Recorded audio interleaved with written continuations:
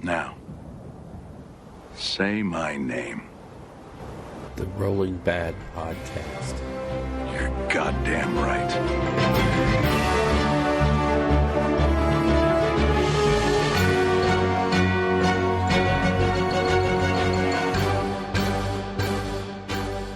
Coming to you almost live from our well-isolated and 6-foot minimum distance war room in Rio Rancho, New Mexico. It's the Rolling Bad Podcast, episode number 94.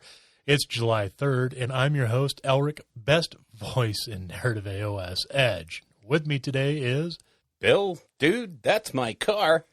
Castello. Oh, God. Yeah, there you go. Yes. I like how you increased the scroll speed a little bit there. I know, I did, and I realized that was just a little bit too fast, and I No, apologize. it's fine. I hesitated to start because I was anticipating it being slower. So, yeah, I could have just rolled right through that. And Gotcha. I know I'm shattering the illusion for the listeners at home about the behind the scenes here. Yes. You don't want to see how we make the sausage. No. Trust me. Pants optional. Welcome to episode 94. Yeah. 94. 94. That's just... 6 less than 100. Next one will be 95. I don't know. For some reason, it's really it's hitting me. It's starting to hit. 94 episodes. Yes. Oof.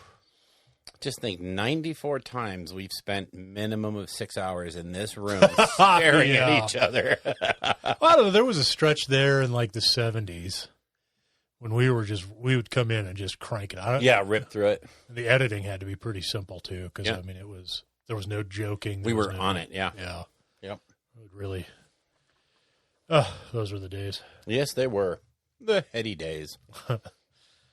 One thing I want to shout out and drop like a bomb and then walk away from. Okay. But stay tuned. Animosity 2 is coming your way. So if you're a narrative player, get ready. What's that? I can't say any more than that. Oh. Aaron hasn't told me to take the wraps off yet. Oh, okay. I also want to do a very delayed shout out to the guys over at Cubic Shenanigans, Dan and Brandon. They just did their 50th episode, I think like 3 or 4 episodes back. So, yeah, but they're still... What a way to be on top of it there. I like to think I'm current. Yeah, except I'm not. But yeah, they're still kicking out super quality content out there at Cubic Shenanigans. So definitely give them a listen, and congrats, guys, on 50. That's awesome. Awesome. You guys are half as good as us, Yeah. it looks like. Well, no, they're twice as good as us with half the episodes. Oh, wow. Because they cover, like, I don't know, content? They actually, like, read books, study them, and...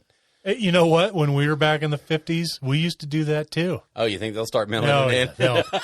They'll burn out. They'll give up? Yeah. They'll start to get to the point where they do the show because there's nothing else going on in their lives. They'll become sad men. Just a hollow shell of what you once were in the hobby.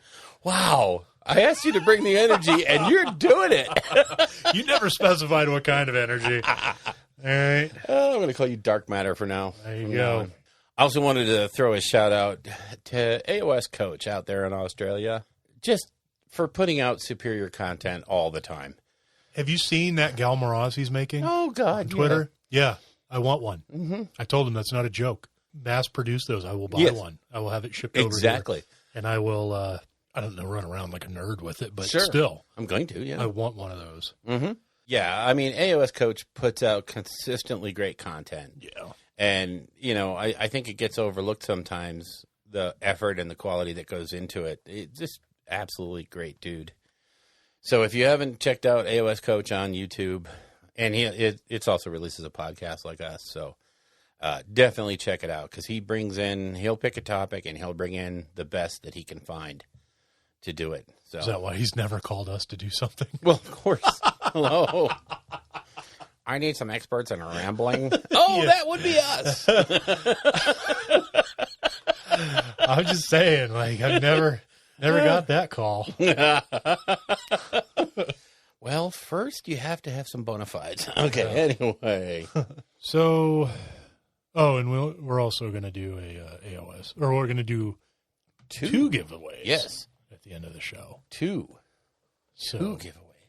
If you're interested in getting into that, so this was based on this draw will be based on a tweet that I sent out that people had to like and subscribe. You know, standard social media nonsense. Exactly.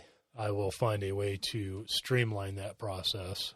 Maybe kind of like what we did before with the I Read AOS hashtag. Yeah, that's always I had like 90-some names on that list at one point. Yeah, so we had a big bunch of names. Figure something out. But for this one, it'll just be that tweet. Yeah. Which you still got a sizable number. Yeah, it's like 20-some names or something on there. All right, so for new stuff. Oh my God, the new stuff is coming. The floodgates are opening. And it doesn't seem like really that much until you get down to the brass tacks, and then it's quite a bit. Yeesh. We'll keep it real on the AOS. Keep it real, bro. Yeah.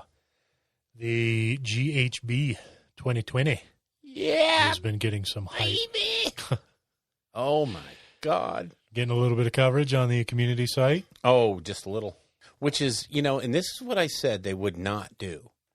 I said they would not do anything to water down or dilute the 40K rollout in any way. And what do they do a week later to spite me and me alone? Yeah. This was not in their production pipeline. This is just to get even with me for some reason. I would like to think that they keep a few aces up their sleeve, some anti-bill. That's right. Some trump cards to... Yeah. And they listen intently. Yes. In fact, they're probably... listening now. They're probably a Patreon subscriber, so they get it a day early. Those. Oh, God. That's it. I'm scrubbing that list. Yep. No more Patreon. GW ruined it. Sorry, boys. Leakers. Anyway. So for the GHB 2020, what we have seen so far... is so cool. Yeah. I'm sorry. I am so excited to see this particular book. New realm rules. Thank you, God. Yeah, definitely appear, anyways, to streamline the process. There's no more absurd list of items and spells and all of that. It looks like one item, one spell, one command ability for each realm. Yes, hopefully things like, some of the most egregious of the items are going to go away or be toned down. Oh, my ethereal amulet. Yeah, exactly. I mean, some of those things that are just... bananas. Yeah, they're icky. If you're playing against them. If you have them, they're great. So... but yeah, I mean, that to me is a really, really big change. They're basically coming out and saying that malign sorcery stuff, let's move on. Well, the endless spells will still be a thing from it. Sure. Oh, yeah. But all the realm stuff and all the artifacts and stuff, I think there was I think it was too much. I mean, when we did that coverage, there was just too much from each realm. And it made it, sure, options are wonderful, but it also made it very hard to maintain. And you couldn't look at someone's list and kind of know what it did unless you were intimately familiar with every page of 4 different books. Right. Not fun. Yeah, and it's too much bloat. Talking about that. And this is one way to bring it down considerably. General's Handbook, Realm Rules, standard as all heck. Yeah. Boom. New points. Obviously, that's always a given with new Player's Handbook, new General's Handbook. That's what it's called. Yes. Yes.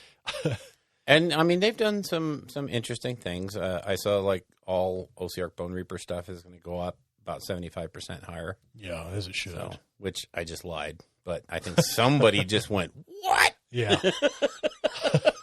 Probably just caused a car accident. Yeah. I'm sorry.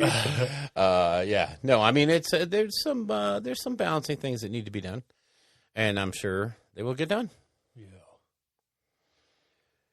Yeah. New meeting engagements? New meeting engagements, yeah. I don't think it's a new format. I think it's just new scenarios and maybe some refinement of the plan. So that would be nice. Looking forward to it. Yeah, because so far my sampling of meeting engagement has not been the best. I think just that last one we played on too big of a board. Maybe. I think that was our big failure. Maybe. But I have seen other people have similar responses. Oh, I'm not saying it doesn't need tweaks here and there. I think it could be. I think deployment could be a little more. Well, I mean, let's see what they do with the scenarios. I think that's what we're going to see is different scenarios, and maybe that deployment comes a little. Because honestly, if you're playing a 4-turn game, and one of your units doesn't come in till turn, at the end of the movement phase of turn 2, you're only getting 2 turns out of that guy, and if it has a 4-inch move, it's out. I mean, I understand you have to plan. Don't put your slowest units in the third doohickey. But, I think it could use a little more refinement than it has now. So I'm looking forward to that. But the 600-pound gorilla is not me, even though I feel like it after that lunch. But the Build-A-Bear workshop, the Build-A-Hero workshop. Yeah. So this is targeted at narrative/open play. But there are going to be conversion rules so that you can make a character for match play. And it says in there very clearly that this will be an option. It is not a standard rule. Your opponent has to agree, or the organizer has to allow it. So if you ever wanted to make a Auric War Boss on the back of a Gore-Grunta, there you go. Or Lord Croak on a Bastillodon. Booyah, baby! I don't know about that, Bill. Oh, okay. I don't know about that one, but yeah, there's definitely some sweet. There's gonna be limits coming. Okay. That's stupid.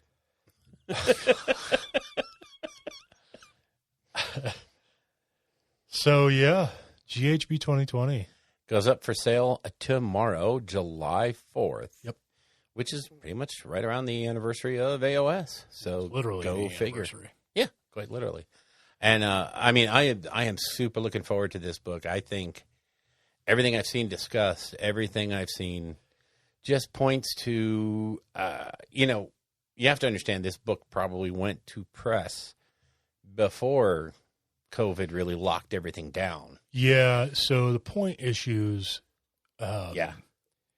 they've been pretty candid about how they solidify their points for the next GHB months and months before that GHB comes out. So, yeah, it sucks that the meta has been stalled out in a weird way because of coronavirus, but that really won't have an effect on how the GHB was developed anyway. Right. Exactly. So the lead time is just GHB 2021. I think it's going to see more of an effect. Yeah, that'll be a weird one to see.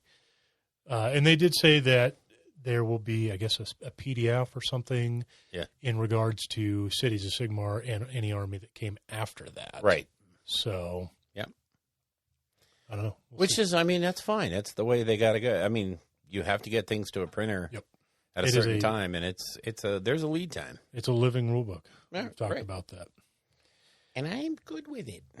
So, that is it for Age of Sigmar. Oh, no, it's not. No? No. Lumineth Realm Lords came out. So that's it for Age of Sigmar. Why do you minimize me? Oh, God. Yeah, so you... After screaming. You collapsed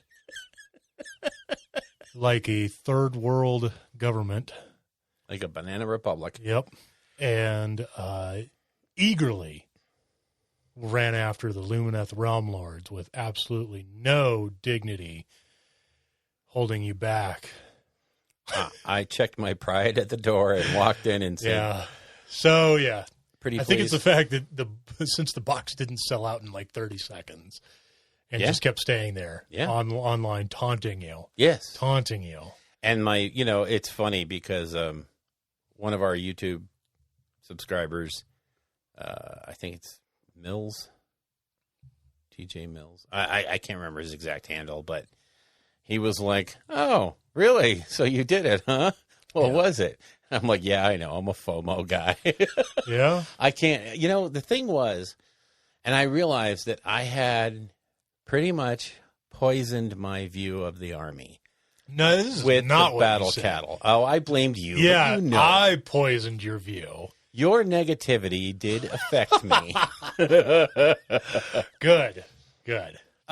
But no, really, when I saw the box in the store, when Andrew showed it to me, And you look at the back, the models are absolutely beautiful. So those pictures of the models did it for you as opposed to As the pictures of the models that you'd seen online. Yeah. Being the exact same pictures. The exact same pictures, yes. Just all of a sudden. But once it was in my hands, Yeah, okay. and the fear of missing out really kicked in. All right. Yeah. All right. That's I just where want I you went. to be honest, not with us, but with yourself. It's the hardest thing. But really, I'm so glad I did, because you crack open that book and you see some of the different paint schemes. Right. And all of a sudden that army jumps off the table and goes, look at me, I'm gorgeous. Yeah. That white on pastel blue is probably one of the least appealing color choices. Kind of does a disservice, because It you get to really some of the more does. bold ones like that orange and red. As soon Yes. as I saw that, I was like, oh my God. Yes. This army does look good. Yeah, and, you can say what you want about them being a big-time negative play experience, which we will get into later. It's a thing. It's a great-looking army. Sure. And it can be a great-looking army. So, yeah, anyway, that was it. I don't think there's any color scheme in the world, though, that will redeem those hammer dudes and the chalice chick, though. Chalice Chick is beyond. If I played the army, I would substitute like an old Bretonian Yeah. lady or Fey Enchantress or something Yeah. like that for them. I would For that not model. use that. Yeah, it's just It's bad. the aesthetic is just so unpleasing to the eye. Carrying around a chalice that's 4 times the size of her chest, her upper body, Yeah. and the headdress that pokes out the back of her brain, and I don't know. Anyway, also having already come out, we have Psychic Awareness Book 9, Pariah, which is the final book. Or Psychic Awakening for others. Psychic Awareness or Awakening. Yes, you can take your pick. You dictating my narrative again? No, just dictating your trademark. Okay. Sure. So that's Psychic Awakening series stuff. This is the last one. Last one, book 9, end of story. 9 books. That's crazy. It's crazy. This and is the longest series they've ever done. Something like this. Yeah, everybody with a couple of small exceptions got touched. And the ones that didn't get touched, obviously, were so recently released that they didn't need to be touched. Everybody. Sisters of Battle. Aren't they in Pariah? No, that's Sisters of Silence. Oh, yeah, but they were clear when they released Sisters of Battle. Yeah, that it would not. They this would not the be one. affected. But Yeah. I think literally everybody else. Everybody even got a little Custodes and something. Yeah. Death Watch, all the little factions too. Yep. Were, Everybody got a little something, and it's really cool. I do have to say, after stealing up the courage and opening up the previous book with Fabulous Bile and looking at what the Death Guard got overall, I was just like, wow. It's not over the top. It's not instantly, it's instant win for Death Guard everywhere. It's just a really nice upgrade. How is it that you have like 35 lights in this room, but the moment that one flickers out, it feels like the difference between night and day? That is I don't the know. dumbest mental feeling. I know. It is so crazy. I honestly feel like it's hard for me to see in this room when that light goes out, which is the stupidest thing because it's Because I like it to be it's like more surface of the sun bright in here. That's right. I like that. I do not like dark. I like light. I get that. I spent 27 years of my life in the dark. So, Well, then never mind. stop. Yep. Moving on. So, also releasing today are the Demonifuge, the whole kit and caboodle for that. So that means Lord Inquisitor Kyria Draxus, Illuminor Xeras. All of the pre-orders from last week that we talked about last time basically are out now. So, yeah, the new Necron guy, the Demonifuge models are out. The Demonifuge book is the big collector's edition book is out. The Demonifuge book, the reprint, the 20th anniversary edition is out. So all that stuff is in the stores and available. They announced the Indomitus pre-order will be July 11th for 2 weeks. Yeah, I kind of made a joke about this. Yes. A 2-week pre-order for a box that will probably sell out in 5 minutes. In 5 minutes, yes. Yeah.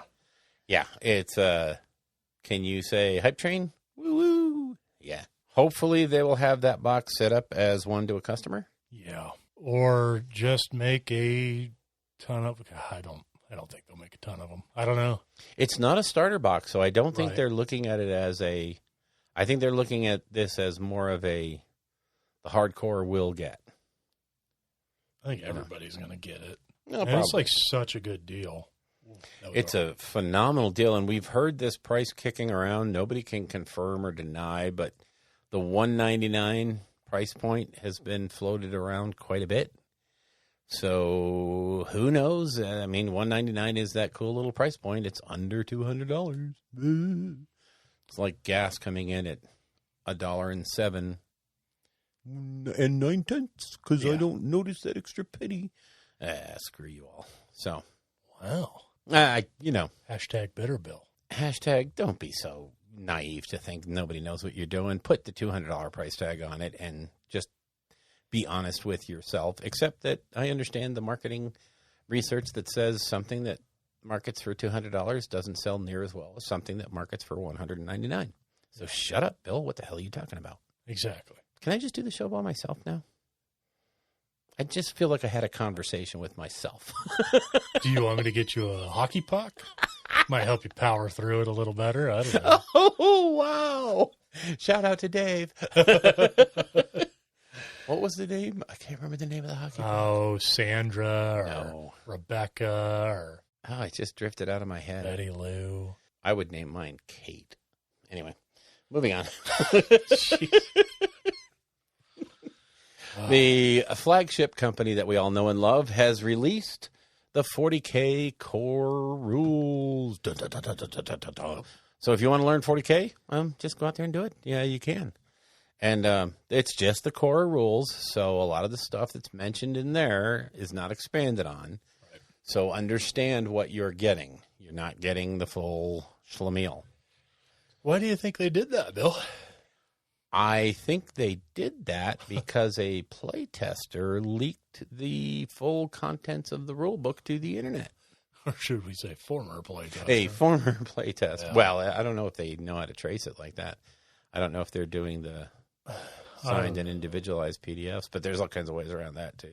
So I just know it's really unfortunate stuff to see this happen. You know, everybody cries about how GW never wanted to interact with the community.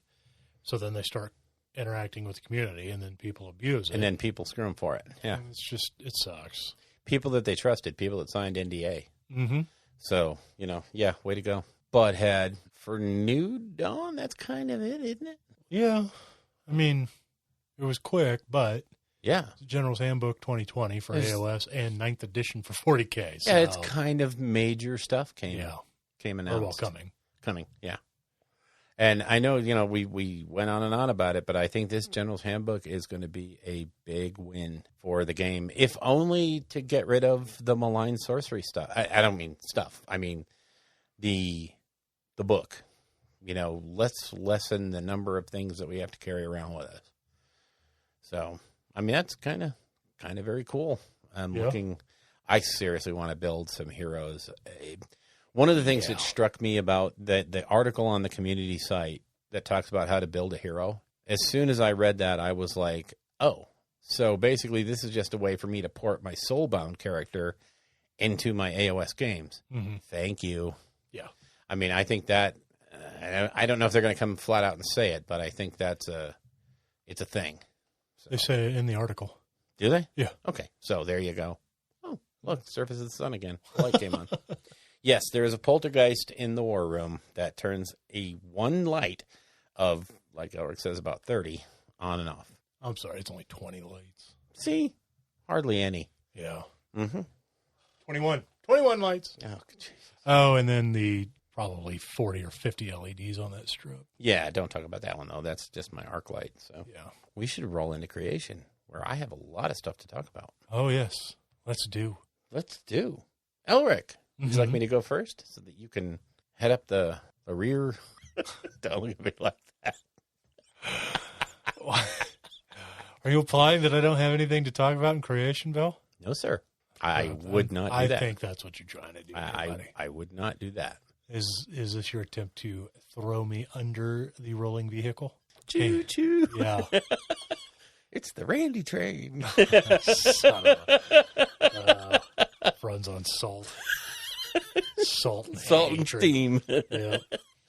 Okay. I don't know. Do you want to go first, please? Yeah, I'll go first. I really haven't done a whole lot. Surprise, surprise. I did start painting today. This weekend, I was going to attempt, before I got sidetracked into this 9-hour debacle of podcast recording with you, I was going to try to clock in a solid 24 hours of painting. Not just like, I'm going to hobby from 8 to 8, like literally sit down with a timer. Oh, yeah. And Okay. time it. Neat. And I had it going when you texted me to go ahead and come over and so we could do the show today.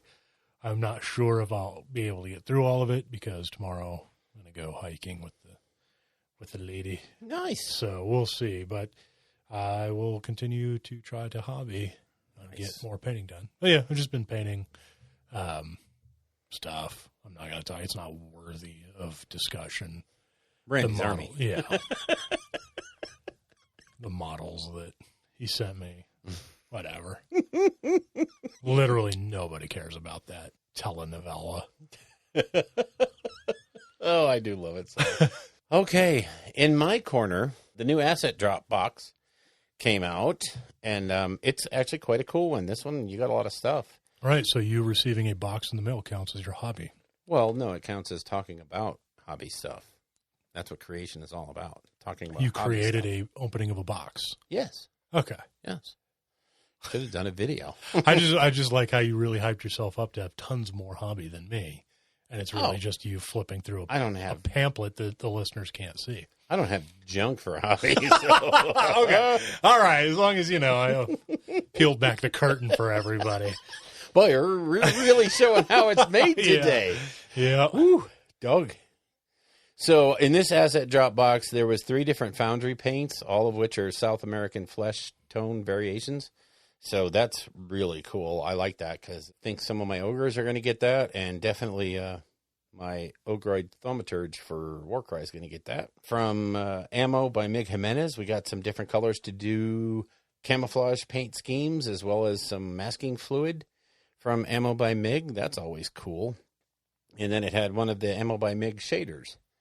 So his shaders their shaders are kind of like washes, but slightly heavier, so you can thin them out and use them as either a wash or a shade or a filter, or you can use them pretty much out of the bottle to be just grimy yuck.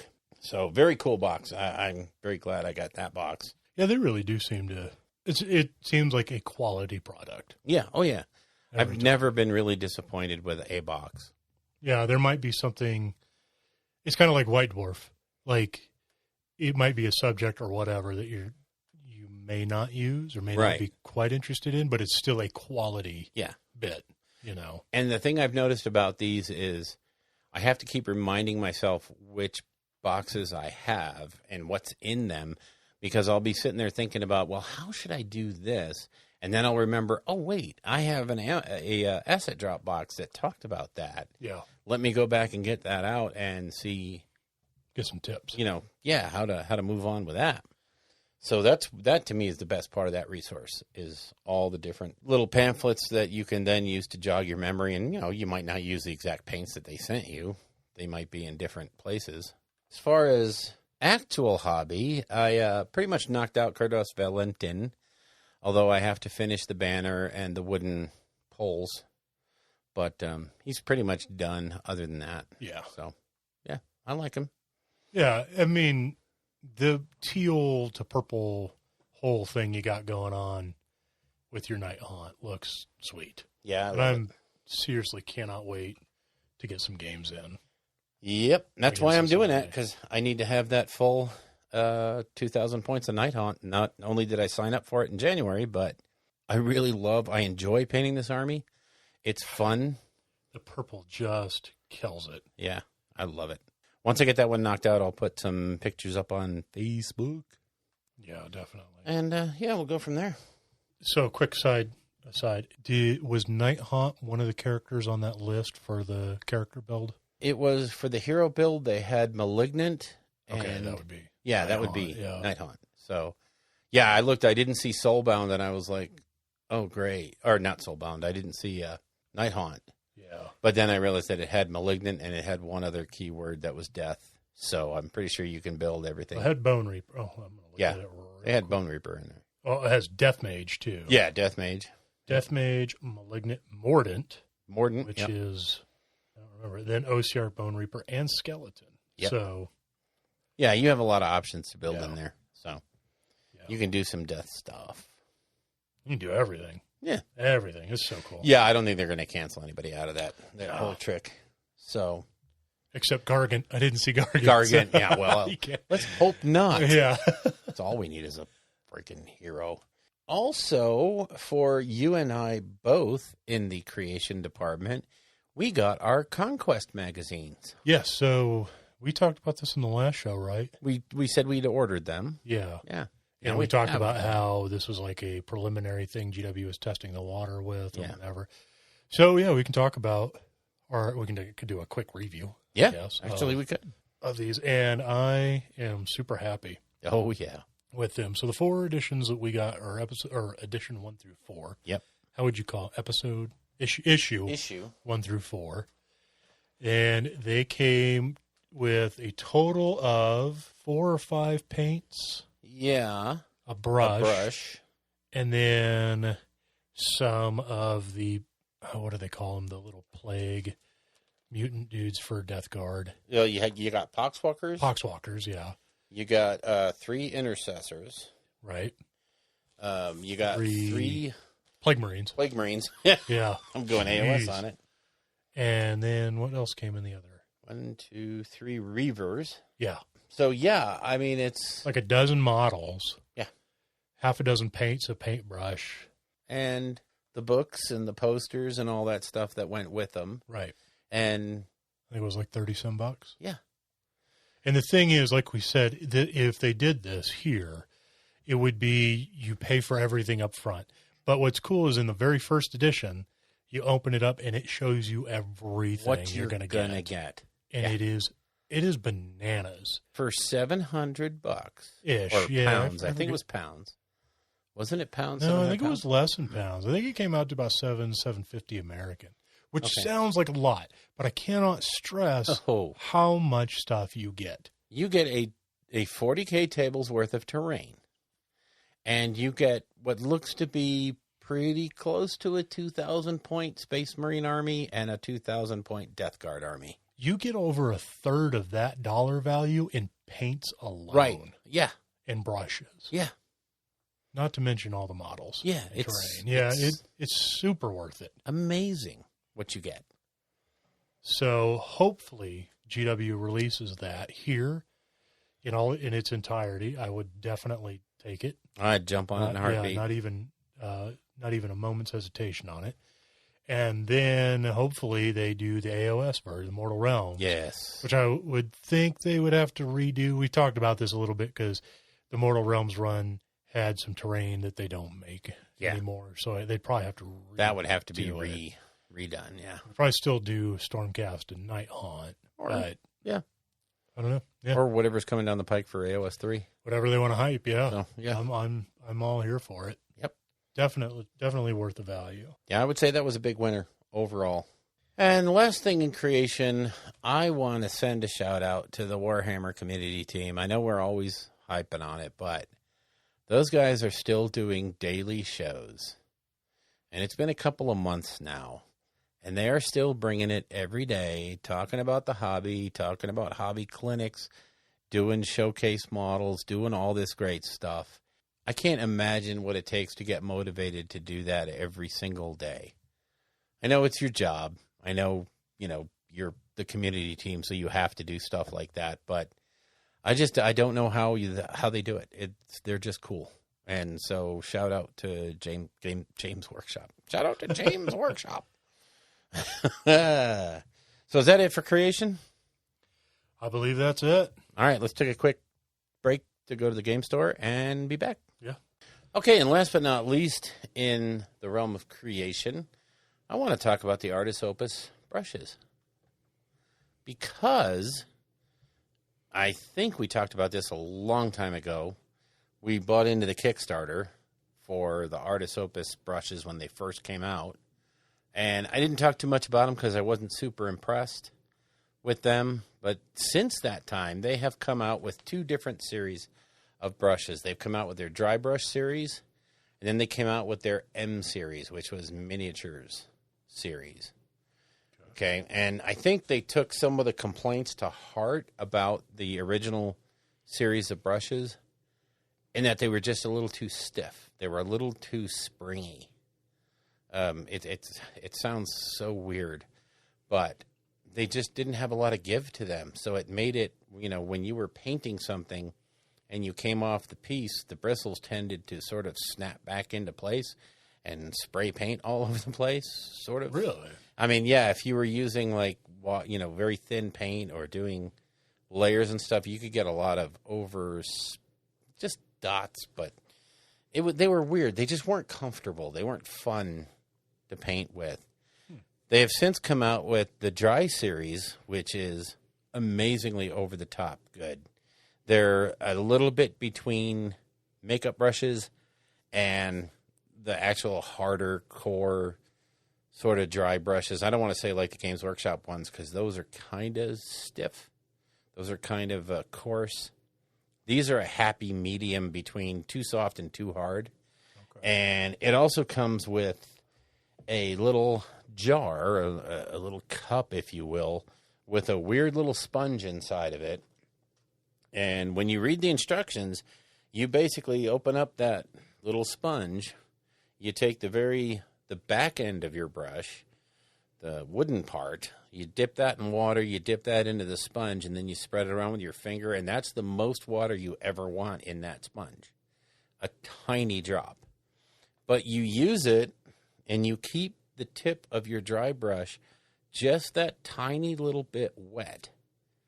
Yeah, it's not a wet brush, it's a dry brush, but you're keeping it just a tiny bit, and it eliminates that chalky look. Oh. Okay. It makes that. Now, I know like Chris Peach on the Warhammer community site has said a lot of times on the hobby clinics, and, a lot of times he's let it drop, that your dry brush shouldn't be bone dry because that leads to chalkiness. What you want to do is have just the faintest trace of water on there, and you use that little pad before, during, and after your dry brushing. You use it to revitalize the paint that's in the brush, because a lot of times it'll get, as you're dry brushing, you'll think you're not doing anything anymore, but you still see paint on the brush. Mm-hmm. It's just because it won't come off. And so you just push it into that little sponge, and it doesn't make it wet. It doesn't, it's not like sopping wet. It's just enough to reactivate that paint a little bit and get it to dry brush again until the bristles are pretty much clean again. That's really interesting because I've always been of the belief that you never want to get a dry brush wet. It ruins it or whatever. Yep. No, it's just the tiniest little bit. And this is a great way for anybody that doesn't know what level of dampness to a dry brush to have. I mean, because it's so hard to judge. It's so hard to figure that out. And it's just a great way of giving you, this is how wet it should be. Put a drop into this entire sponge, and that's how wet it should be. What's the old MSRP on that bad boy? The dry brush set? A lot. I don't know. It comes in euros, so I don't know. Well, I got to say, with that level of hesitation, it's got to be a little steep. No, they're not bad. They're like, it's not a cheap brush set. Sure. It's like I think it's like 80 euros. So $6,000. Yeah, it's a little more than that in dollars. I think it's like $70, $80. But the dry brush set is 4 or 5 dry brushes, different sizes, and they're very, very good. They're very, very good. I love them. And I love the M series Artis Opus brushes. They are the perfect mix of springy and snappy, and they hold paint well. They hold thinned paint well. They do not hold paint out of the pot well. I should qualify that. So, but yeah, I just wanted to throw props out to the Artis Opus set there because it's very, very good. It's a great set of brushes. They are pricey, but if you take care of them, they'll last forever. $76 USD. $76. Okay. So I was way wrong about the Euro thing. That is going to give you 4 brushes and a nice wooden case and, the standard. And they give you a little piece of paper inside each one that shows you how to take care of the brushes, how to use them, how to get the most out of them. And, of course, the Artis Opus, they have a YouTube channel where they go through bunches and bunches of techniques, and they put out videos pretty regularly. So they support their stuff. Awesome. I feel like with the Artis Opus brushes, I want to get them after I've painted an army or two. Yeah. And I've gotten my technique down, and I feel like it's kind of a reward to myself to get better brushes. Sure. So. Yep. It's a good plan. I like that plan. Because I know I should have a case. Didn't you got me one of the original cases somewhere around here? But I hope not. I don't have it. You have it. Do I? Yeah. You took it with you. I don't have another one. I know that. Uh-oh. Now we're searching. Yep. Flailing madly. Oh, well. All right, let's move on a little. No, battle. Yes. The game that we got in was, once again, Blackstone Fortress. Yeah. Oh.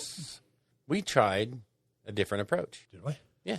What was our approach? We took a very carefully concerted approach to actually start getting some relics and equipment. Yeah. We did a loot run. Yeah, we basically did We analyzed how far we were as far as doing strongholds versus how many cards versus how many legacy cards we built up. Yeah, and we also realized that we were a bit light on in just the equipment department. So we said, let's just power through as many exploration cards as we can. Yes, and get as much fat loot. Get fat loot. Yep. And fat loot we got. We did manage to do pretty well, although we had some scars. Yeah. You nearly killed Pam. I did. We had some guardsmen. And the problem we always run into is we spawn guardsmen. We're like, whatever. It's just guardsmen. And they always light us up. Yes. Every time. And they kept rolling the aim. Yes. Which is silly because you were standing right in front of them. Yeah, 3 hexes away. And then Pius, the flamethrower chick, was standing like a hex in front of Pam's Kroot. Yeah. She was the furthest one away. And it says in the aim for the furthest visible character, and they get no cover and bonus. Ignore cover. And all the guardsmen just lit her up. And I rolled so many crits on the D6. It only has one facing for a crit, and I rolled that thing like 4 times. Oh, yeah. Yeah, she got punished pretty bad. Yeah. She had 2 serious wounds, grievous wounds. Yeah. Before she got off her starting square. Yeah. Hex. Yeah. And then just spent the rest of that adventure hiding. Did not get shot again. Cleared everything out. That was everyone. Yeah, it was. Oh. And that was a mission where we couldn't let her even do any discovery because we had an event that if you entered a hex with a discovery marker. No, that was later. Was that? Yeah, a different that was one? the second combat we pulled up. Oh, okay. And we were sitting because you already had a Grievous. She had 2 Grievous. I think Pius had a Grievous. Yeah. And then I ended up getting one too. I think all of us were. You ended up 50%. Yeah, she was 50. I was 50. But it was worth it. We stuck our neck out there and and managed to get some substantial upgrades. Yes. So hopefully very useful upgrades. The next stronghold that we go into, we'll be a little more prepared. Yeah, you're talking about just before we started recording, adding some more of the expansion stuff in too. Yeah. So that'll give us some sweet options. Yes. But so far the game is going well. I think we are doing okay. Yeah. You know? Yeah. I am definitely not looking forward to facing, what's his name again? Obsidious Malix. Obsidious Malix. Yeah. He is He's a absurdly beast. powerful. Even with all our upgrades and everything, I think we would. He will be tough to bring down. Hard pressed. He will probably bring some of us with him. Probably. So, At which point we'll bust open the escalation box and I'll play one of those characters.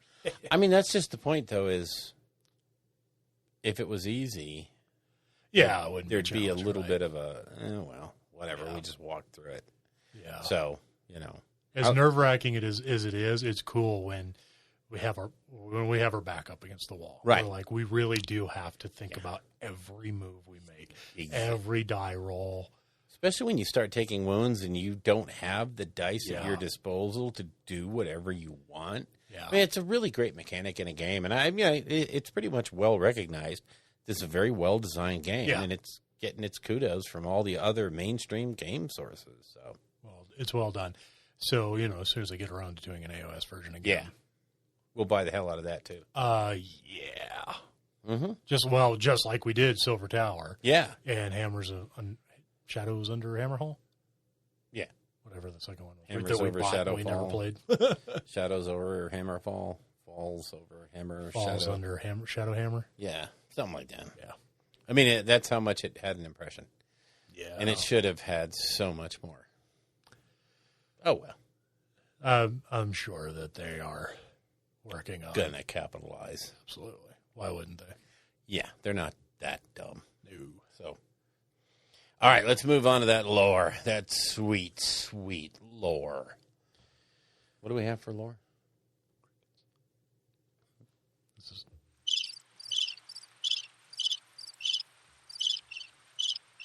So, later this month, baseball will be a thing again. Yes, that's what I heard. Yeah.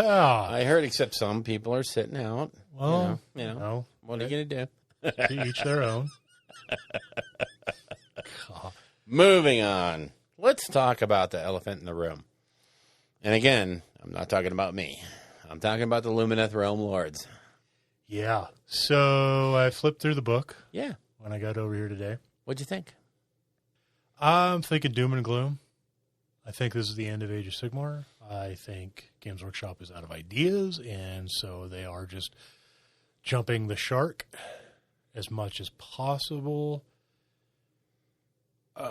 Just kidding. Keep going. I was going to say, this is a super powerful book. God, Teclis is rough. Yes. Teclis is rough. Now, and then we had already seen essentially Eltharion before. So I think it goes without saying they have the best wizard in the game and the best hand-to-hand character. Right. So that's fine because their stuff is, like I was saying, is fairly pricey. Yep. It's a lot of one-wound stuff. Mm-hmm. And while they have a lot of tricks up their sleeve to be resilient and whatnot, it's going to be an army where pulling off models hurts. Yeah. Every single model you lose hurts. And no matter how tough you are in Age of Sigmar, you die. Everything dies.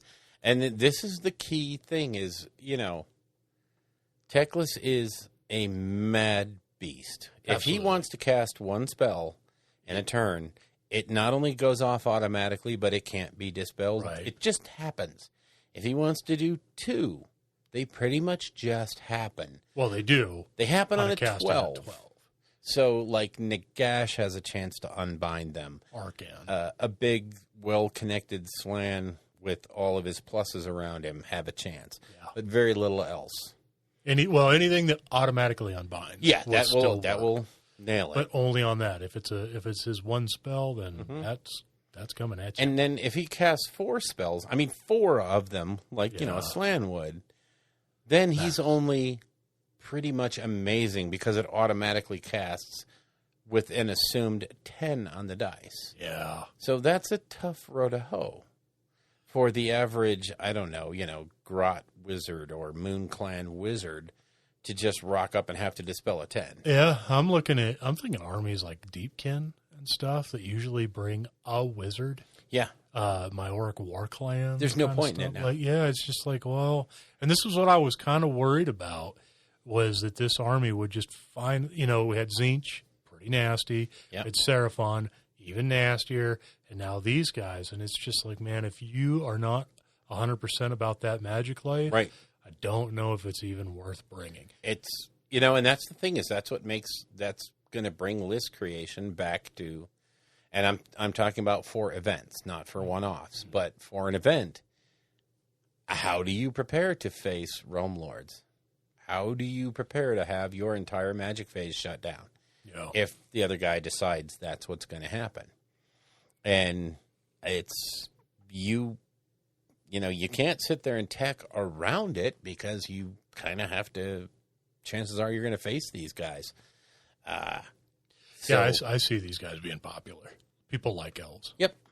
Straight up. People like magic. Yep. And it's going to be, there's going to be a lot of them out there. And But again, the armies that don't give two hoots about magic are going to be just rocking up there, shooting them off the board. That is true. The Sylvaneth are going to be doing their Pews. Well, they have some of their stuff is based on like magic. Overlords, maybe. But yeah, Karajan Overlords are just going to go shoot them off the table and go, the cows are cute, aren't they? Can we eat them? Cities. So Cities of say, Sigmar. maybe I'll leave the half a dozen mages behind and just take a half a dozen steam tanks or whatever, because presumably steam tanks are going to get a decent points drop in the new GHB. And so, now all of a sudden, all my things, all your toys, all your special abilities, you don't use them against me. Yeah, now not to be chicken little about it. No. Okay. If you read Nagash, his war scroll, just his war scroll reading through it, it's like, oh my God, this guy is absolutely insane. He's a one-man army. And how often do you see Nagash armies just winning steamroll everything? It just doesn't happen. I mean, we went through a phase where everybody thought it was going to be the next deal, but it wasn't. Well, and then he came out with Bone Reapers, and him and a Petrifex elite army is nasty. Yeah, but there's ways to get around it. So, I mean, you can. He is 660 points. That's right. Teclis is. So that's a lot of points to put into somebody. And Altharian's a chunk of points. So he's 220. That dude is super efficient for his points. He's very good. And whatever he gets into combat with, short of maybe Gotrek, is going to die. Mm-hmm. Good Lord. I mean, they are nasty units. Their cavalry is super efficient. It's super good. Yep. Their archery is really good. The ability to shoot stuff that you don't have to see. Yeah. I mean, there's a lot of little... away. They got a lot of treats. But the kicker is all those things do not add up to any victories on the table because, like you said, you start picking off one or two units. Now they're in this whole problem of they don't have a great board control. Yeah. So you're going to be able to... Oh, go ahead. I'm sorry. You're going to be able to deny them movement, so you're going to deny them objectives. So, yes, they're going to do whatever they want with the magic. They're going to kill stuff that they want to kill. The problem is they can't get to objectives and win the game. So... Yeah, and they don't have a chaff unit. Nope. So, if you hit them with something that's a nasty alpha strike... Mm-hmm. Then they could spend the rest of the game reeling. Yes. And they don't have stuff that brings back units and blah, blah, blah, And, it just goes back to that point of, in the hands of a very skilled player, they'll do very, very well. Oh, yeah. But they do have hard counters out there that are going to just deny them board space, deny them the ability to move towards objectives. They have nothing that mitigates that. And they lose. Yeah. I mean, I'm looking forward to seeing them on the table for sure. Yep. And so, here in about 5 or 6 years when you get around to doing yours. I get to them. It should be good. We'll talk about them when we recap 10 years in AOS. Why do you minimize me, man? Because it's true. It's very true. It's very true. It's history, bro. And it'll be, you know what? When you finish those... It'll be your first game with them, and then it'll also be the first game with a painted Randall army. That 10 years. 10 years AOS. 10 years from now. Yeah. I am marking the date, July 4th, 2025. Oh, yeah. So good.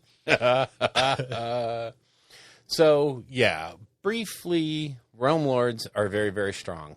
Yeah. And I think they're taking some heat for being a negative play army. A negative play experience army. Yeah. They do some things. I think Teclis will definitely ruin some people's day. Yeah. He's rough. He's very rough. But I don't know. Shoot him a bunch of times. He's not invincible. He's got 16 wounds on a 4-up. Yeah, learn to play better. I mean, he can railroad through a spell that gives him a 5-up. Yeah. So he's got a 4-up, 5-up. I mean, it's tough. Don't get me wrong, but he's 660 points. That's it. And he's pointed like an Alariel, like a Nagash, like a god on the battlefield. Yeah. So, yeah, he should be, he should be the guy that sticks around for a little while. Yeah. He should look at Archeon and go, come on, come here. You and me going to talk. Yep. And, I'd like to throw Gordrak into him. Let them hash it out. Yeah. I think Gordrak could punch him pretty hard. Yeah. So, I mean, I don't believe the doom and gloom. I don't believe this is the end of AOS because Lumineth Remlars are so powerful. They're very, very powerful at what they do. Mm-hmm. And what they do does not win games. So, I want to rephrase that. Why? You essentially said they're really good at not winning games. They're not Seraphon, Bill. They're not literally unplayable.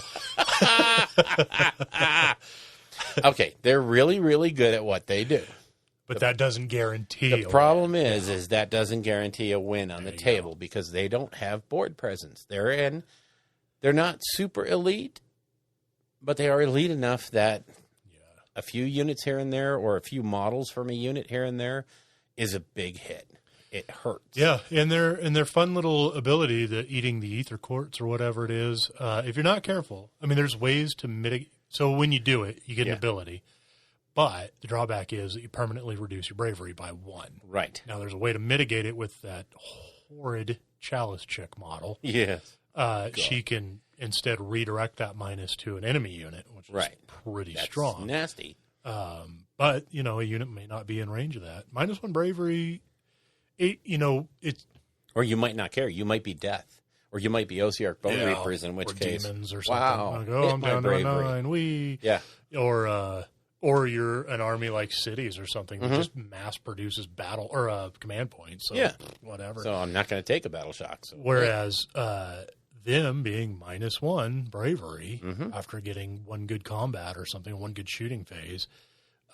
Could make them that much more fragile. Very, very much hurts. So, yeah, I'm not afraid of them after reading that book. And it's like almost every other faction you hear about that's so powerful they broke the game. It's over. Yeah, and then you read the book and you realize that not everything works the way you think. I think Teclis will have a learning curve. Oh yeah, that for people using him and people squaring up against him. Knowing when to pop the automatic spells versus the I want to cast 4 spells, that's going to be key to, I think, winning games. Yeah. Because you have the ability to just say, no, this phase is mine, shut up. Mm-hmm. And you also have the ability to make the mistake and do it wrong. Yeah. We should also point out that he automatically unbinds 1 endless spell. Yes. And he automatically unbinds 1 spell that your opponent casts. Yes. And then he can unbind limitlessly after that. Right. Then he has to roll. Which is... And he doesn't get any bonuses. Oh, he does get... I didn't see a lot of things that modified his casting rolls. I think he has an aura that gives +1. Yeah. So maybe he gets +1 to his unbind. Right. But still, it's only +1 to an unbind. Yeah. There's plenty of wizards out there that got +1 to cast. And it's not like Seraphon where you're stacking +1s to cast and unbind to where you're pretty much +4 without really doing a lot of crazy listing. So throwing magic at Realm Lords might be possible. Yeah. But they're going to throw it right back at you. Oh, yeah. It's really, Teclis is. The other stuff in there I wasn't really impressed with magic-wise. No, you take Teclis out of that list and it's not that impressive. I don't think there's a viable list in there without Teclis. Do you think? I mean, I don't know. I'd really have to read through it because I didn't even really read. We'll have to really digest 4 different realms. The 4 realms, they can, or the what's the names they can be from subfactions. Yeah, houses or whatever they want to call them. The only one I read was the color scheme that I really liked, which was the orange one. and white, and their stuff is they have their artifact that. if you die, the first time you die, you roll a die on a 4, 5, or 6, you come back with full wounds. Yay! That's pretty strong. That's strong. So you can throw that on a battle cattle. Yeah. 12 wound dude running around smashing stuff. He dies. He jumps right back up with 12 wounds. And that is a serious heartbreak for your opponent. You Yeah. finally did all the work to knock it down. And then it stands up and says, sorry, were you talking to me? Yeah. Yeah. So, yeah. That's a heartbreaker right there. Yep. So, yeah, I'm not, like I said, I'm not totally terribly afraid of these guys. I think they're going to play a lot of fun on the table, but they're very, very beatable. I think KO can just go out there and just. Yeah, especially because we saw some potential point leaks for the GHB. And in fact, by the time this shows up, the GHB is like right around the corner. Yeah. I'm sure it'll be official, the point releases and stuff, but it's looking like the boats are going to drop significantly for KO. And which, they kind of made allusion to that on one of the designer streams or something. On one of the streams I was watching, they kind of made reference to the fact that you're going to see a lot more boats. Yeah. A lot more. And I had a feeling when I saw the points in the book when it came out, and I was like, man, those are a bit high. And then I was like, well, that's okay because it just means they can keep coming down as we get more GHBs. So, yeah, I think it was like 220 for the frigate. Ooh, yeah. So good. And they're really going to, they're going to find a sweet spot for those things. And you're going to see a whole different kind of KO build. Yeah. And I think they'll finally start, if this is the right mix, you'll finally start seeing KO act like you envision them. Yeah. A whole bunch of stunty guys climbing out of a whole bunch of weird-looking boats. Yeah. And they're all over the place. And you're trying to swat them like flies, and they don't go away because they're little armored dwarves. I hate them. Pew, pew. So that's kind of a super quick coverage of Realm Lords, just our thoughts on the Lumineth Realm Lords. Now we kind of want to move on to a couple of things that we talked about during our mini-sode. It's the 5th anniversary of AOS. And we've gone through a lot in the last 5 years of the game and 4 years for the podcast. And it's been a quite interesting ride. And one day, if I had limitless time, I would actually like to listen to what we predicted and see if any of it came true. From when? From our last year? From whenever we started, what we thought. I remember there was a time when we thought, number one, that Sylvaneth was the worst thing that ever happened to the game. Yeah. And it was ridiculously broken. And then that moved over to Tzeentch is the worst thing that ever happened to this game, and they're ridiculously broken. And then the Stormcast new chamber, if you watch them as they go by, came out. And we were like, wow, that's it for this game. It's ridiculously broken. And here we are now with... we've pretty much predicted the demise of AOS with every release, I think. I'd hazard to say. Yeah. But what it brings to mind the question or the comment or the discussion of, do we as a community look at a release and almost automatically put it into the stratosphere as far as, oh my God, this is ruining the game? Rephrase what? Okay. Quite literally, we have, with every release, kind of predicted this is the end of the game as we know it. Or this is the end of Magic. You will never see anybody cast Magic except for Faction X. Right. Or you will never see anybody in melee combat again except for X.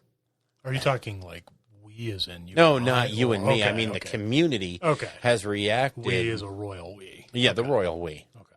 Me and my subject. I was going to say, I don't remember being down on the game when Oryx or Cities or... Yeah. Or Ogres. Seraphon, Gloomspite.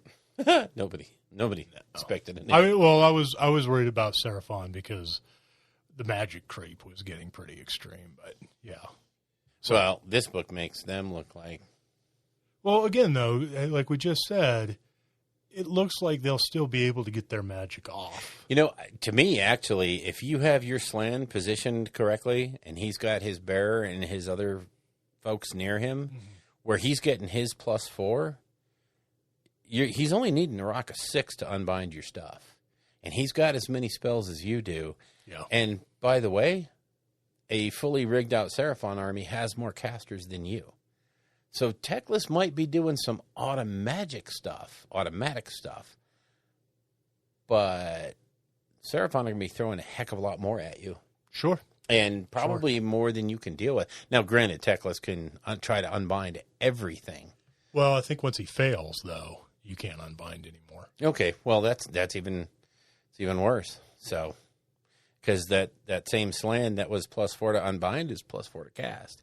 Right. So, it's going to... But anyway, the point being, as a community, we tend to see this upswell of, Lumineth Realm Lords are a negative play experience, and they're going to ruin the game, and the game is over, and it's going to take the balance curve, and it's going to throw it way off, and it's no fun anymore. And yet, in practice, what we end up seeing is very little impact overall. Right. So, I mean, I just thought, do we overreact? Absolutely not. The internet, especially on social media platforms, tends to be a voice of reason. And I find, generally speaking, that people will take time, the necessary time, to put together a cohesive and well thought out / researched comment before, when they put it out, before people respond to such a well thought out comment, they will dignify it by also doing their own research. And You probably need to get out more. I need to check the social medias more. Yeah. Yeah, well, I think it's no secret that there are outlets that capitalize on the controversy. On the controversy, Yeah. the Chicken Little, and GW doesn't know what they're doing is a trope that's as old as, GW. As old as GW. Yeah. So, yeah, I mean, there's always going to be that. I think as long as there's viewer counts and subscription numbers, people are always going to try to draw that line and be contrarian for the sake of it. I'm going to case in point here. I watched this incredibly good video. I think you did also, when Vince Ventrella and... I did not watch it. Oh, you didn't watch it? Okay. No. So it was Vince and it was Rob, the Honest Wargamer. And they did a stream. It was the 100th stream. Rob's doing a stream a day thing. It's pretty cool. But they were kind of talking about the negative play experience and how some of the books are such hard counters to other books that along the way they also actually just negate other armies' participation in the game. So where Realm Lords might be the direct hard counter to say, I'm going to pull Tzeentch out of the hat. Right. Or Seraphon. They're the hard counter to that. They'll make that game. They'll be the gatekeeper for those lists. But along the way, they have to be so powerful that they take other factions, like perhaps say Idoneth Deepkin, and make them irrelevant, because if you rock up to the table with Deepkin against Realm Lords, it's not a game. You're just going to lose. You're just going to pack up your toys, mate, and go away. Right. Now, I mean, I'm pulling those factions out of thin air. That's yeah. not, I'm not saying that's where the meta is. But they were talking about that as, an incredibly bad thing. And like Rob made the point of, there's some factions you play or some matchups you play where it doesn't matter what skill level you have versus the skill level of the person across from you. That army will simply beat you because their mechanic either obliterates yours or makes yours not even a factor. So, for instance, if your army is built completely around command point denial or stealing command points from the other guy, and you rock up to an OBR table who don't even deal in command points, well, your little special shtick is gone. No, I mean, he was, obviously Rob puts it way better than I do. But it was a very interesting point, and Vince's counterpoint to that was, this matters at the top end of the competitive circuit. Mm-hmm. This chess match of, do I take this army? They were talking a lot about rock, paper, scissors. Sure. Does my rock beat all of your scissors? Or all the scissors that I'm going to face today in this tournament? Whereas for the other 90% of the people who are playing a much more casual, still competitive, but a little bit more laid back, and maybe they're not taking the beat face, oh my God, competition list. They're taking a fun Osiarch Bone Reaper list against a fun Lumineth Realm Lord list. They're still going to have a good game. Mm-hmm. But do we tend to overreact based on a percentage of the games played, which we have determined to be the meta? I would say that the rock, paper scissors thing always comes up. Yeah. And like it's a bad thing.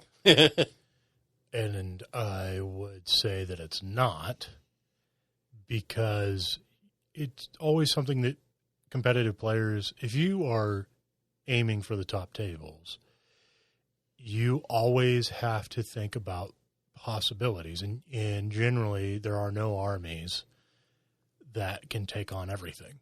I mean, You can try like an all-comers. They call them all-comers lists, but they're still probably going to be hard counter, just armies the way they're designed, that you're just not going to be able to overcome. And that's why you'll hear honest people who win those major tournaments and stuff. They say, well, yeah, it's how I played, but it's also what I came up against. Yeah.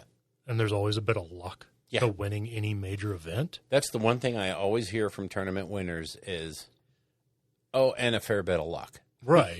So. And the thing is that's how it's always going to be. There's no way to mitigate that. No. So you have to anticipate. Like if you're going to play in a major event and you have it in your head that you want to be a contender and you have X army, knowing that you can build it to anticipate A, B, and C, but doing so makes you vulnerable to D. Yeah. And that's just the way it is. Yep. And if you draw D, then you're going to... It's going to hurt. Probably get the D. Now, that's not to say that you can't win that game. I do not believe that there are any instances in this game where you can take somebody who is incredibly skilled and give them an army, X army, and put them up against somebody who's not that skilled with the counter Y army, and there's no way they can win. That's not how dice work. Right. And I'm not saying that that's what Rob was saying. I don't mean to put that out there as he said that. I'm saying that he's afraid that's where we could be going, that there's such hard counters that it makes it to where there's no point in playing that game because that counter works against that thing. No, I don't believe that at all. I think the community is far more in touch. The Warhammer community team is far more in touch, with what's going on, and they pay way more attention to everything. I mean, it's so much fun for, I would assume for some people to just crap on them and act like they don't know what they're doing and they can't design a game. That's simply unequivocally untrue. Yeah. So, I will never get to a place where where any army is just, there is no point to ever bring them. Now, we could get to a point where, I'm trying to think if there's ever, there's not a point where any army is completely out of it, because we saw a stint, but right before coronavirus hit, where some of these older books just came back and started winning events. And I'm talking like 50 to 80 Daughters of man Cain. events. Well, I mean, Daughters of Cain is always been fairly competitive, but I think like Deepkin came and smashed like 2 events back to back. They hadn't done that in quite a while. We saw like Gloomspite got a win. Yeah. Nurgle got a win. Yeah. Nurgle's an old book. Stormcast got a win. So no, I don't subscribe to the idea that with this rock, paper, scissors stuff, it invalidates older books. They have no possibility coming in because, you will run into rough games. That's just the way it is. That's right. But there may be a time where the path to first place is just paved for you. You're going to pull the matches that you need. Yep. And there's so many variables. It's not about Army A versus Army B. It's about Army A playing against Army B with scenario C. That's where terrain is deployed kicker. in table D. Yep. Like, there's so many variables. That's why I just don't believe. And then on top of that, you're rolling a D6 for everything. Everything you do. Yep. Yeah, it's just not going to happen, man. And that to me is the kicker that always throws the wrench into the works, is that the scenario always changes everything. Yeah. And you could get this scenario. I mean, you could be playing Lumineth Realm Lords and get something like Places of Power. And all of a sudden, you no longer have the freedom to do whatever you want to do if you're going to camp out those places. Now you have to split your army up, and you're going to get destroyed in detail. Yeah. You're going to get piece by piece. And guess what? That top winning, oh my God, army is now just blown by, and they now have a loss, and they're not in contention for the win anymore. Yeah, I mean, what a Realm Lord is going to do against like Legions and Nagash, trying to box out all those grave sites. Yeah, exactly. You're going to be hard pressed to get enough bodies out there, depending on how your Nagash player, your Legions player deploys his graveyard. Well, that's it. I think their big weakness is they won't have the board control. Yeah, it's like a Stormcast army. Yeah, except I mean, at least Stormcast have Gryph-hounds or what, the little bird dudes to kind of chaff up and throw out there. Yeah, and they have the range stuff, so they can actually exert board control, but they're still not, and again, every loss hurts the Stormcast. Yeah. So, they're susceptible to mortal wounds. Yeah. Very nice. Stormcaster. Yeah. So, no, I don't buy into any of the doom and gloom and stuff. Don't get me wrong. When you read that War Scroll for Teclis, there is definitely a moment of knee jerk where you're like, "Oh my God!" Yeah, he's a beast. This is going to be. It is. I'm not going to lie. It's going to be rough. He's the god of magic. Yeah, he should kind of be worth 660 points. And when it comes to the hero phase, that's when he swings it around, and you have to bask in its glory. That's right, and it's so pristine. There's a lot of glory there. It's shiny. Oh, the subtle innuendo. Not the piercing I would have went with. But, bold choice. It's a bold choice, Cotton. See if it pays out for him. Anyways. Raj. I think a lot of what we're saying now, and a lot of that discussion is born of the fact that we're not getting to play games, and that we're doing a lot of this in our heads. And we're working off of tabletop simulator numbers. It is what it is. I think we will start to see, as we start to see events kicking off again, we will start to see how things fall out and how things really are. I think you'll start to see Seraphon winning a lot of games, but not tournaments. Same thing with, I think, the Realm Lords. You'll see them win a lot of games, but quite possibly not going all the way in a tournament. I don't know. It's just my thoughts. And I could be dead wrong. Yeah. Do we want to drop that where it is? Or continue? I think that's a pretty good point. I mean, I feel like it. No, I think we should call out all those people that said. Okay, yeah. I think we should just name names. And starting at enemies. the top of the list, people who obviously have no flipping clue what they're talking about. No, I'm just kidding. That would be us. Yeah. Okay. Now that we've eviscerated ourselves. Yeah, we'll move on to others. I know. Let's feel better about ourselves by making fun of other people. Yeah. That's always a good option. I think we need more bullying in tabletop. Yes. Toughen everybody up. Wow, that's a show all of its own. Oh, God. Holy crap. Let's give some books away, Bill. Okay. Shall we? Yeah, let's give some stuff away. I love giving stuff away. You give me a number, and I'll give you a random number. We, at a quick glance, have 34 people who liked and hopefully also subscribed. I'm not going to go through each one, but Yeah, we'll assume. So the first... Now, how do you want to do this? Do you want to draw the first one and let them pick which package they want? So, the way we will do it is we have a 40K novel and a couple little goodies to give away, and then an AOS novel and a couple little goodies to give away. Yes. So, we will fire both of these off into the ether. Whoever answers first. Whoever answers first. And you are in charge of that. Yes. Okay, so the first random number is... Hit me, baby. No, I'm not supposed to do that. That's violence. Oh, caress me gently, baby. All right. 11. 4, 5, 6, 7, 8. Oh, God, I lost count. Stand by. 1, 2, 3. We'll do it live. 4, 5, 6, 7, 8, 9, 10, 11. Mikey B at Mike Ballard. Not him. Yeah, Okay, cool. that's him. That's the guy. That's the That guy. is the first one. All right. Number 2. All right. Wow. 11. Right. Mikey Ballard. Well, Is number 32. 32. Almost at the end of the list.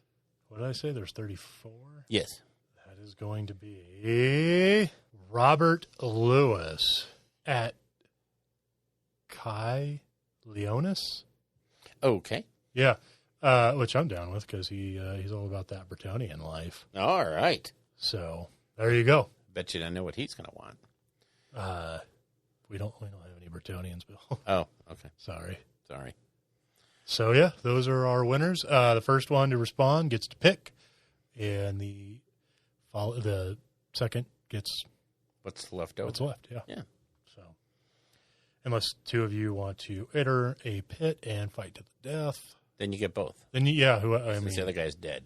You know. I don't know if felony murder is worth $2, but that one's not making it into the show, is it, Bill? No, it's not. Oh, you are so edited. I got the band hammer on my own show. Oh, yes, you did. So these giveaways will probably continue for the next few shows because on show number 100 we'll have a bit of a bigger giveaway. Sounds good. Yeah. Well, I don't know. I'd like to give away books. Oh, yeah. And you have a bucket of books. Mm-hmm. And I think they make more. Books? Yeah. No, the whole printing industry. Print is dead. Ooh. Electrons, baby. It's all electrons. Damn you, COVID. Mm-hmm. Right. Tough break. Mm-hmm. All right. There's absolutely nothing else I can think of.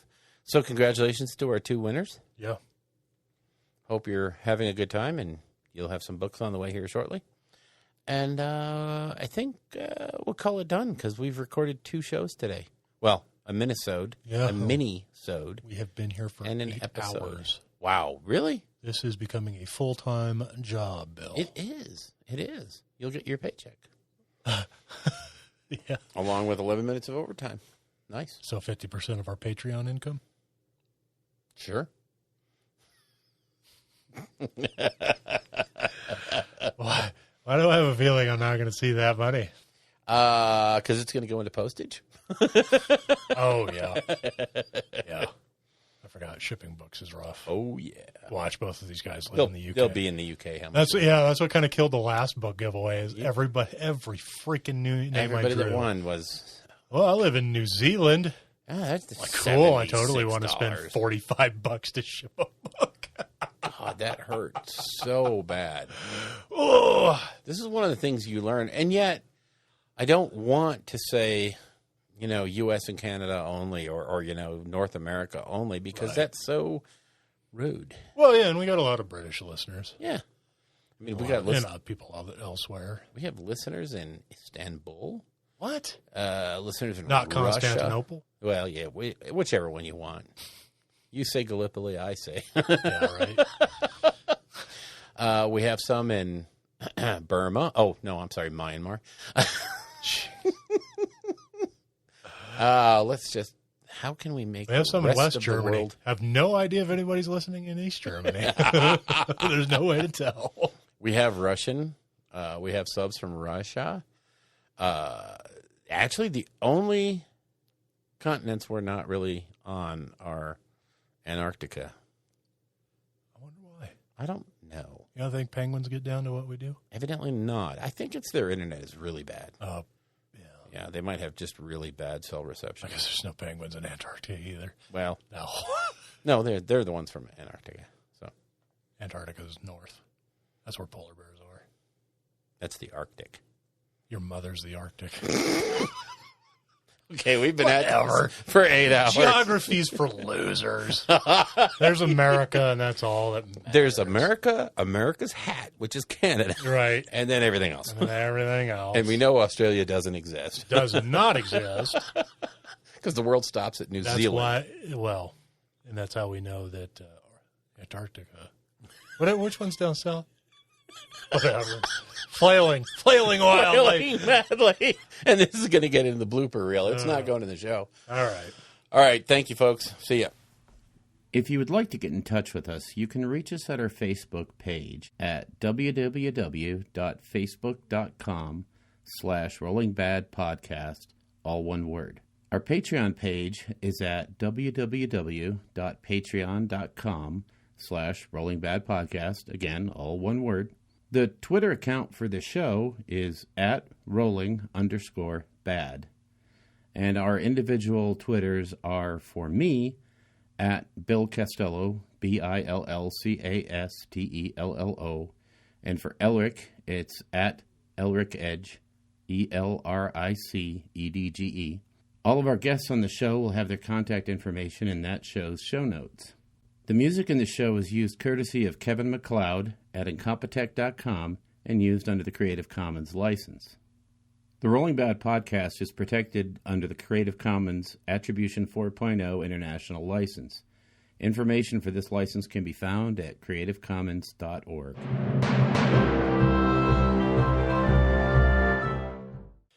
Coming to you live. Oh, sorry. Coming to you almost live from our well-isolated and 6-foot minimum distance. That is so staying in. Are you recording? Oh, you better damn it. believe it. Oh, sing it. Yeah. Sing it, brother. All right, you ready? There's some words changing in here. So. Oh, God. Here we go. Well, I'm trying to spice it up a little. Always, no, it's just you always on this power trip. That's what it is. Oh, God. My show, I'm going to do whatever I want. You'll just read from the teleprompter, monkey. Hit play. Come on, monkey.